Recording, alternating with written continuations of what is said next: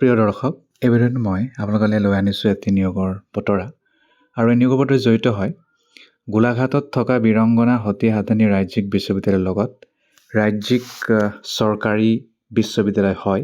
বিভিন্ন বিষয়ৰ assistant professor পদ খালী হৈছে পাৰ্মানেণ্ট, আৰু প্ৰফেচাৰো হৈছে আৰু এছ'চিয়েট প্ৰফেচাৰো খালী হৈছে বহুতো বিষয়ৰ। আৰু আপোনালোকে অনলাইন ৰেজিষ্ট্ৰেশ্যন কৰিব লাগিব 5 মাৰ্চ তাৰিখৰ পৰা। লাষ্ট ডেট দিছে 1 মাহৰো অধিক, 30 এপ্ৰিল 2026।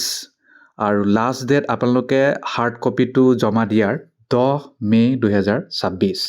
এপ্লাই কৰিবলৈ হ'লে তেওঁলোকৰ অফিচিয়েল ৱেবছাইট আপোনালোকে ভিজিট কৰিব লাগিব।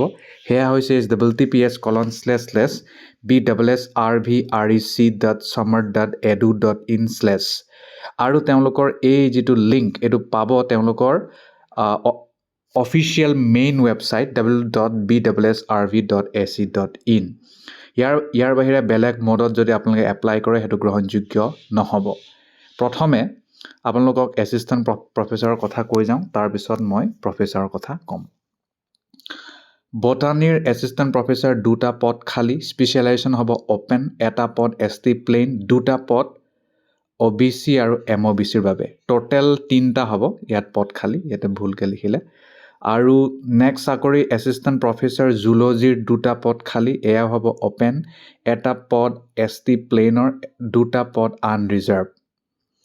তাৰপিছত আহিল কেমেষ্ট্ৰিৰ এছিষ্টেণ্ট প্ৰফেচাৰ এটাই পদ খালী, অ'পেন, সেয়া হৈছে OBC। তাৰপিছত নেক্সট আহিল এছিষ্টেণ্ট প্ৰফেচাৰ মেথমেটিক্স, এটাই পদ খালী, অ'পেন, এয়া হ'ব আনৰিজাৰ্ভ। তাৰপিছত আহিল ফিজিক্স, এটাই পদ খালী, অ'পেন হ'ব, এয়া হ'ব SCৰ বাবে। তাৰপিছত আৰু এছিষ্টেণ্ট প্ৰফেচাৰ নাই।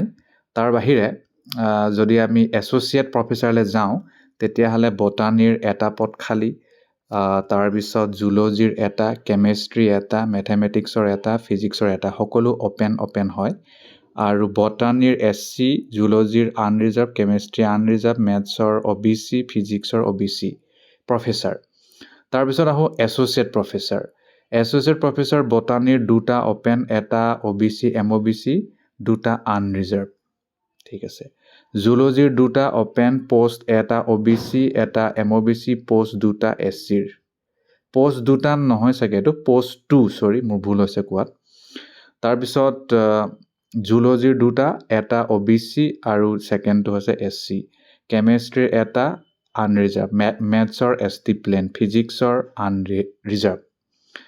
এছিষ্টেণ্ট প্ৰফেচাৰৰ কাৰণে মাষ্টাৰ ডিগ্ৰী আপোনাৰ MS in botany, zoology, chemistry, mathematics, physics আৰু নেট থাকিব লাগিব মিনিমাম। তাৰ বাহিৰে PhDটো বাধ্যতামূলক নহয়, থাকিলে আপোনালোকে নিজেই ইয়াৰ সুবিধা লাভ কৰিব। 2500 টকা পইচা দিব লাগিব আৰু আপোনালোকে এপ্লিকেশ্যন ফি হিচাপে। লগত আপোনালোকে এপ্লিকেশ্যনৰ লগত transaction ID, transaction number, transaction amount সকলোখিনি পইচা দিব লাগিব, মানে সকলোখিনি তথ্য দিব লাগিব। পইচাটো দিব লাগিব বীৰাংগনা সতী সাধনী ৰাজ্যিক বিশ্ববিদ্যালয়ৰ নামত, account number 405351468080, IFSC code SBIN 5083, bank নাম আৰু ব্ৰাঞ্চ হৈছে state bank of India Golaghat branch. বা নহ'লে আপোনালোকে এই ভিডিঅ'টো পজ কৰি ইয়াৰ পৰা স্কেন আৰু পে' কৰিব পাৰিব, একেবাৰে সহজ।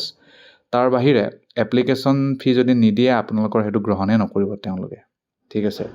তাৰপিছত মিনিমাম কোৱালিফিকেশ্যনৰ বিষয়ে ইয়াত উল্লেখ আছেই। প্ৰফেচাৰৰ কাৰণেতো জানেই আৰু মিনিমাম 10 ইয়াৰ টিচিং এক্সপিৰিয়েঞ্চ আৰু লগত PhDটো লাগিবই। এছ'চিয়েট প্ৰফেচাৰৰ কাৰণেও PhDটো লাগিবই আৰু মিনিমাম 8 বছৰ, তাতকৈ বেছি নালাগে। এছিষ্টেণ্টৰ কাৰণে কোৱাই আছে নেট বা স্লেট, আৰু মাষ্টাৰ ডিগ্ৰী মিনিমাম 50% আৰু PhDটো বাধ্যতামূলক নহয়। তাৰ বাহিৰে আৰু বেলেগ কথা ইয়াত কোৱা আছে, যদি আপোনাৰ মাল্টিডিচিপ্লিনাৰী একাডেমিক বেকগ্ৰাউণ্ড আছে তেতিয়াও আপোনালোকক প্ৰিফাৰেঞ্চ দিব। Indian knowledge system, learning pedagogy, সেইবোৰ। যদি বোলে আপোনালোকে NGO, social organisation, industry, research, টিচিঙত কৰিছে তথাপিও আপোনালোকে এক্সপেৰিয়েঞ্চ পাব। মানে যদি আপোনালোকৰ এক্সপেৰিয়েঞ্চ আছে তেতিয়াহ'লে আপোনালোকে প্ৰিফাৰেঞ্চ পাব। তাৰ বাহিৰে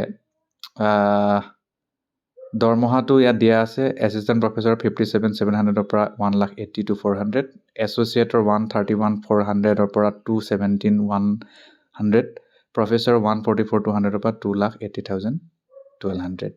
চাকৰি কৰি থকাসকলেতো NOC দিব লাগিব আৰু ক'ত পঠিয়াব আপোনালোকে ডেইলি চাইন কৰা হাৰ্ড কপি আপোনালোকে পঠাই দিব লাগিব টু দ্য ৰেজিষ্টাৰৰ বীৰাংগনা সতী সাধনী ৰাজ্যিক বিশ্ববিদ্যালয় Golaghat engineering college campus Golaghat Assam 785702 আৰু আপোনালোকে খামত লিখিব লাগিব application for the post of আপোনাৰ নিজৰ পষ্টটো বীৰাংগনা সতী সাধনী ৰাজ্যিক বিশ্ববিদ্যালয় এডভাৰটাইজমেণ্ট নং এইটো লিখি দিব লাগিব ইয়াত যিটো উল্লেখ আছে BWSRB/REC 2016 F62G01 ইয়াত যি আছে সেইটো আৰু হাৰ্ড কপি যদি নেপায় তেতিয়াহ'লে তেওঁলোকে গ্ৰহণ নকৰে আৰু জেনেৰেটেড যিটো পে'মেণ্ট ৰিচিপ্ট তাৰো হাৰ্ড কপিটো দিব লাগিব আৰু ছেপাৰেট কাভাৰত আপোনালোকে অনলাইন এপ্লিকেশ্যনটো দিব লাগিব ওপৰত ছুপাৰস্ক্ৰাইব কৰি লিখি দিব লাগিব কিহৰ কাৰণে এপ্লাই কৰিছে তাৰ বাহিৰে এডভান্স কপি হিচাপেও আপোনালোকে কিছুমান বস্তু পঠাব পাৰে NOCৰ বুলি ইয়াত লিখা আছে আপোনালোকে নিজে ভালকৈ এইটো চাই ল'ব আৰু এবাৰ পঢ়ি ল'ব চেল্ফ এটেষ্টেড কপি লাগিব সকলো তথ্য যেনে মাৰ্কশ্বিট বাৰ্থ চাৰ্টিফিকেট শিক্ষাগত